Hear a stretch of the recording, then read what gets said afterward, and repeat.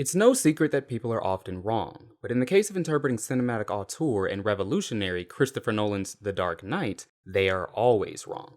The Dark Knight stands as one of cinema's most recognizable films, boasting an unparalleled following with regards to its profundity, intelligence, and severe overestimation of both. People praise the film for its apparent complexity, ability to establish and build upon tension, music, writing, and acting. Though its fans may go to ravenous lengths to defend its legacy and to promote the long-held belief that it was, is, and will always be the best superhero film ever made, The Dark Knight has indeed failed them. To my knowledge, because the film's themes have been so carefully hidden, so well preserved within the embers of grit and solemnity, many, if not all of its viewers, especially its most stringent fans, have completely misunderstood its core messages. It's a shame, really. Though it can certainly be difficult to overlook or forgive those who possess the ignorance necessary to see this film as anything less than a subversive masterpiece exploring the complex inner workings of self-destruction, racial stereotypes, and technology, I somehow managed to do so. Not everyone has the intellectual capability to look deeper than the surface level, acknowledge, and accurately interpret the underlying motivation of every artistic choice. I get it, and I forgive the stupidity of those who cannot. Funnily enough, though, people will still say I'm not empathetic. Ah, don't you just love hypocrisy? Let's get started. Like all big-budget Hollywood productions, The Dark Knight begins with an infatuated sense of self-importance. In a cryptic opening, blue flames engulf the screen and then part to reveal Batman's symbol. As one of the prominent examples of how cinema changed following the terror attacks on September 11, 2001, The Dark Knight makes it clear from the first frame its stance on these issues. You see, Batman's symbol rising from the blue flames represents how the character thrives in destruction and how he egotistically places himself above it. Even as the world burns, the Dark Knight persists. It's like a spotlight is cast on him with how his order stands out amid chaos. This seemingly unimportant moment also foreshadows the reactionary protests that occurred following the Black Lives Matter movement, wherein people advocated for the protection and congratulation of police and other governmental officials with the phrase, and I quote, "Blue Lives Matter." Now, if you didn't know, historically, Batman's costume has often contained shades of blue. So, in this case, blue likely connects Batman with the police.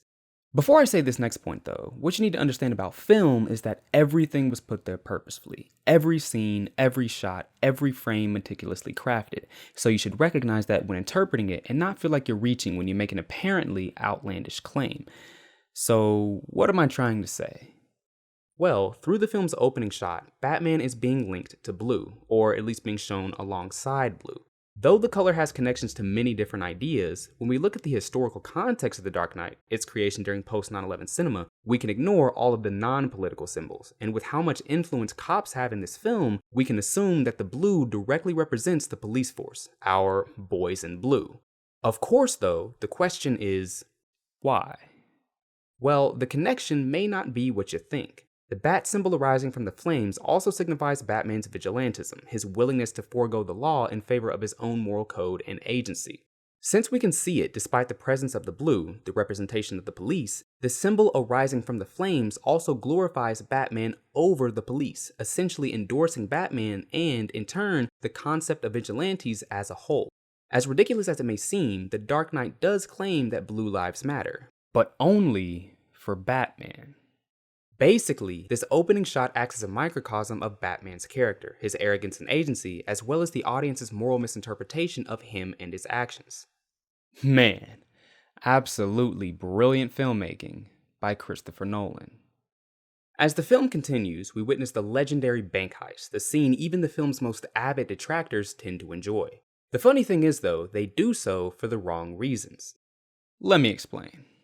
Many criminals come from lower social statuses.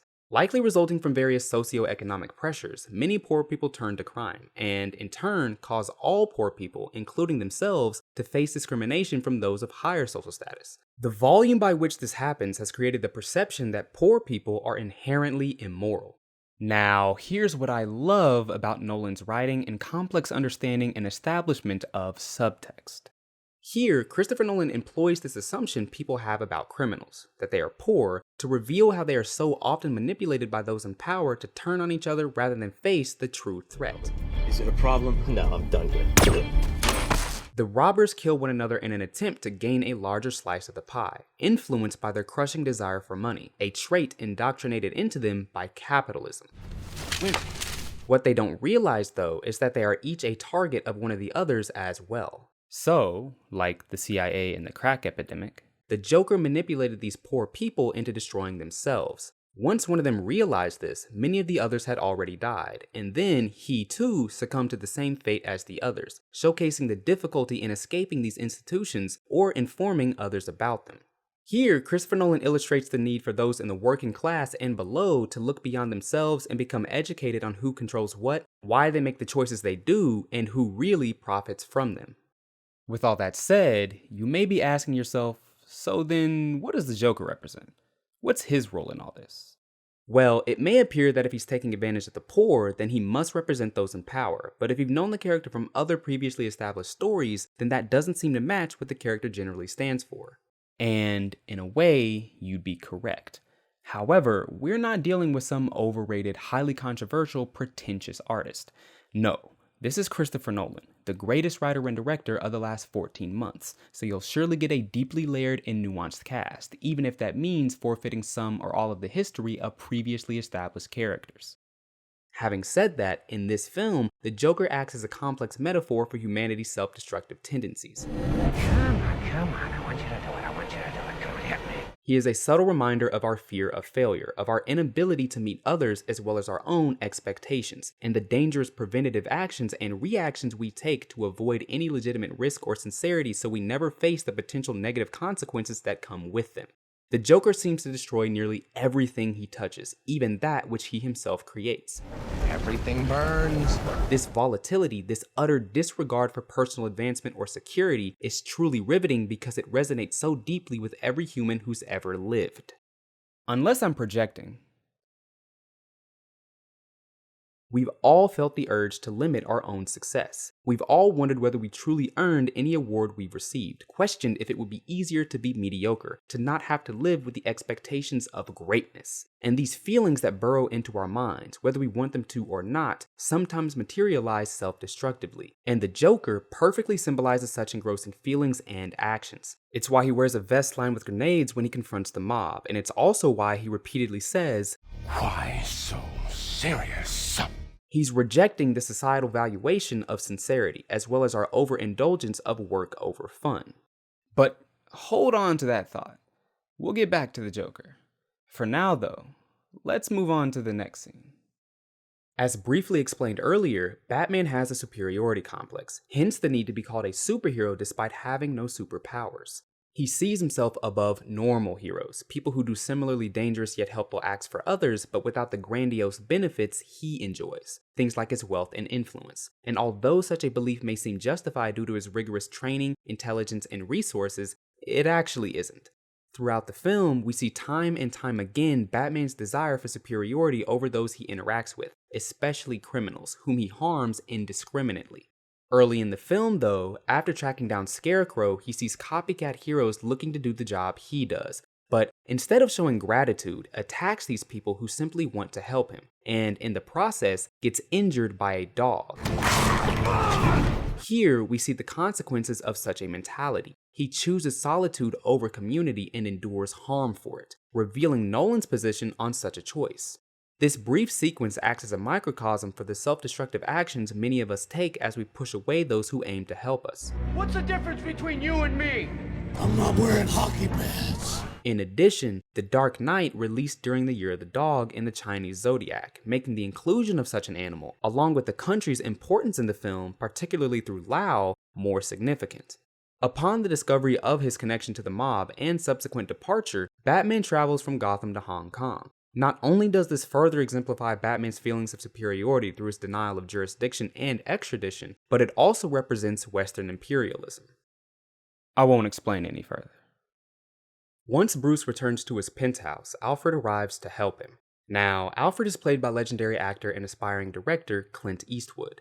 As one of the most iconic actors in history, Clint Eastwood's filmography spans decades, warranting an air of maturity, dignity, and respect that perfectly matches a character as refined and honorable as Alfred. Now, the fact that they chose an American actor but still made that character British despite his typically American history in the comics implies some purpose to his nationality. Researching, I found that Nolan has both an American and European background, which surely cannot be coincidental. Christopher Nolan, like Stephen King, has placed a stand-in for himself into his own film, made even more significant because he wrote it as well. Now, while this may seem like an arrogant act, he actually has a point in doing so. He wants the audience to see him as controlling, manipulative, pretentious, and of course, arrogant, so they connect him with another character in the film who has a similar perception, both further establishing that character as such and linking himself to that character as well. In short, Christopher Nolan wants to be Batman, and with that information, we can look at the film through a more informed lens. So keep that in mind. Later, we see Bruce, Harvey, and Rachel eating at one of Bruce's restaurants. This is yet another example of his need to control the situation. He even breaks society's expectations of restaurants when he asks the employees to bring the tables together, further illustrating the power Bruce holds, his need to take control and display his dominance over others. I own the place. Additionally, he goes out of his way to make Harvey feel impotent through his wealth and power, despite Harvey being the district attorney. Bruce continues to display his dominance over Harvey throughout the scene. This animalistic perspective Bruce shows here is further emphasized when you realize his alter ego is Batman, named after an animal. You really think that's a coincidence? As we progress further into the film, we see a conversation take place between Harvey, Gordon, and Batman. To conclude this conversation, however, Batman, without warning, suddenly abandons both Gordon and Harvey, leaving the two to fend for themselves. How will you get him back in? He does that. Here, we have Christopher Nolan delving into issues regarding race. Let me explain. Batman has been characterized by his color, his dark suit, hiding in the shadows, primarily operating at night. In a word, he's black. But what are the implications of this? Well, returning to the scene in question with this newfound understanding, when Batman abandons both Harvey and Gordon, Christopher Nolan is referencing the commonly held stereotype that black men abandon their children. Continuing with the idea that Batman is symbolically black, Batman's name being a reference to an animal also examines the racist perception that black people are animalistic and uncivilized. The reason that I don't find this to be a stretch is because we see Batman flee the scene multiple times in the film, so clearly we're meant to find some significance in this action. In addition, Batman fleeing the scene could also be extended to fleeing the scene of the crime, further connecting Batman to black people in our perception as criminals, in this case, those who flee the scene of the crime.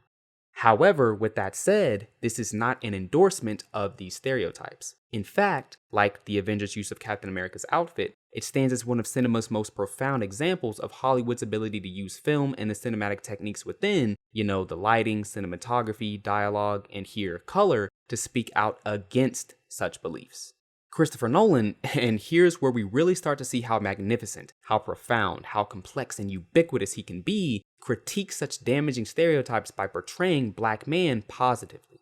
Though it seems he's abandoning those he cares for, time and time again he negates these perceptions.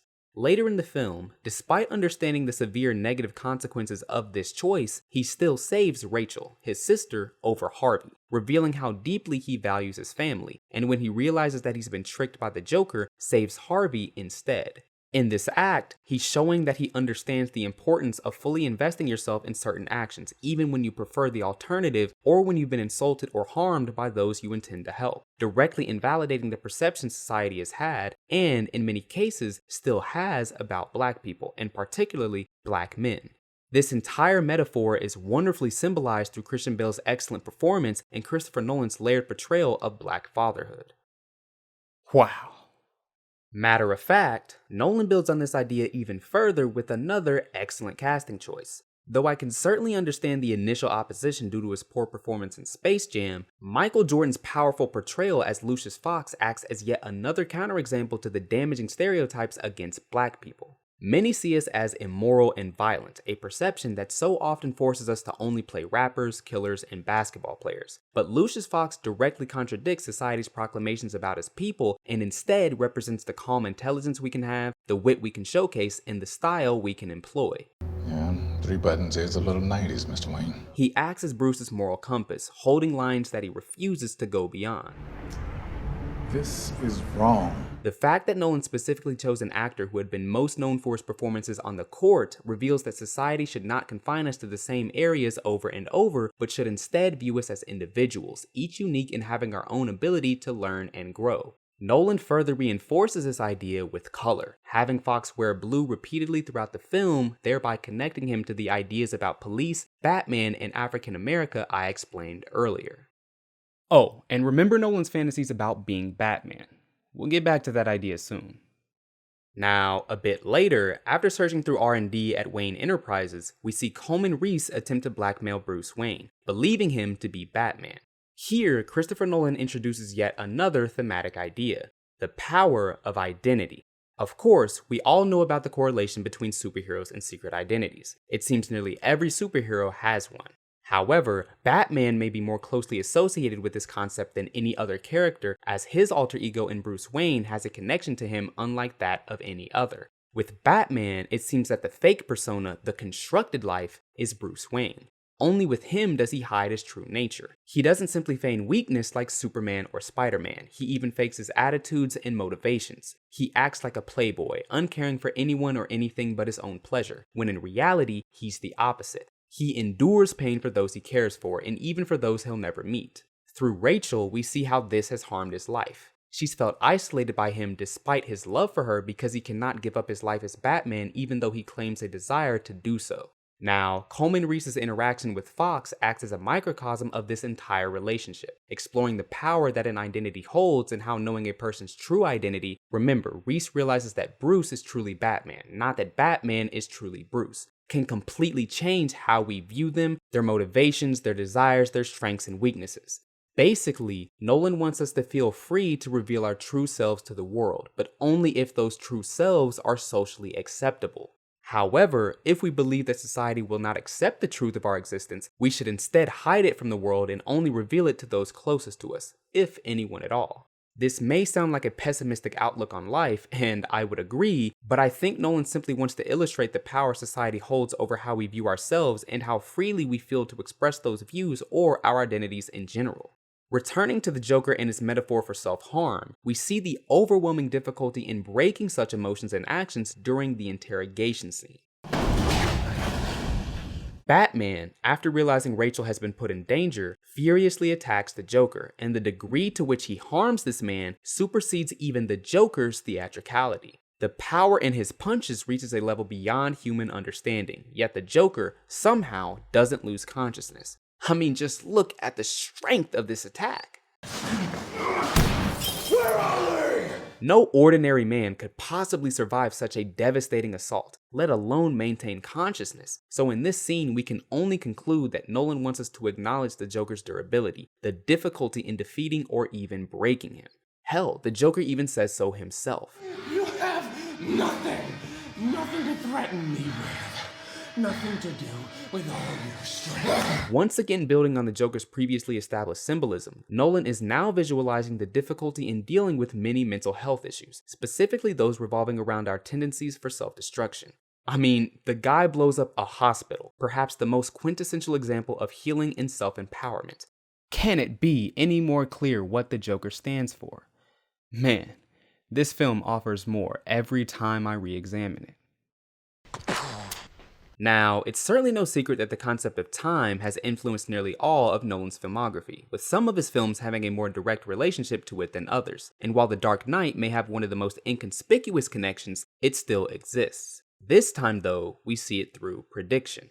Phones have become an integral part of our society. For many, they're almost like a third limb. Nolan, however, a man still advocating for physical film over digital, objects to such indignant reliance on technology. Though cell phones had not yet taken over society when The Dark Knight released back in 2008, certainly not as much as they have now, many experts, and apparently Christopher Nolan as well, realized the influence that they would soon attain. So he included a perhaps not so subtle warning against them in the film. We do not allow cell phones in here.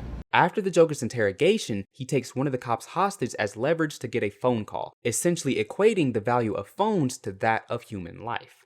I just want my phone call. In another part of the building, a man had begun to experience severe abdominal pain and lightheadedness. A moment later, we realize that the man has a phone implanted within his body. The phone has quite literally become a part of him. Symbolically, this represents the growing attachment people and society as a whole have to technology. So when the Joker causes an explosion, it's clear the implication Nolan is creating.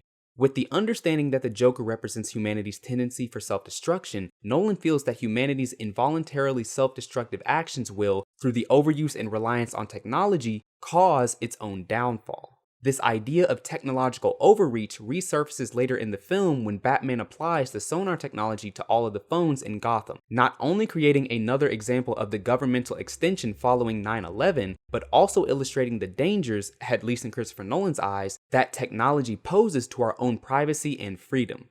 In addition, the sonar machine is blue, and along with Fox's outfit, again reinforces the symbolism and ideas surrounding African America, that the United States secretly has plans to reintroduce the Tuskegee experiment.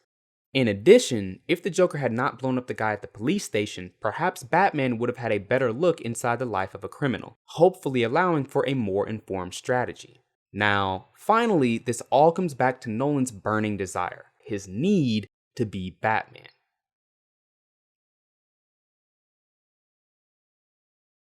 Having said all of this, it's clear why so many people hold this film in such high regard, even if they often do so for the wrong reasons. The Dark Knight has some of the most seamlessly infused symbolism ever put to film, tackling topics such as mental health, race relations, and even the dangers accompanied by technological advancement. Though many see this film as unremarkable or overrated, and others see it as deep, complex, and influential, everyone, except me of course, has had these perceptions for the wrong reasons. As I've explained over the last 20 minutes, The Dark Knight stands as one of cinema's most profound films and will likely go down as a classic once a president finally has the courage to identify it as such. It's absolutely unbelievable. Thanks for watching.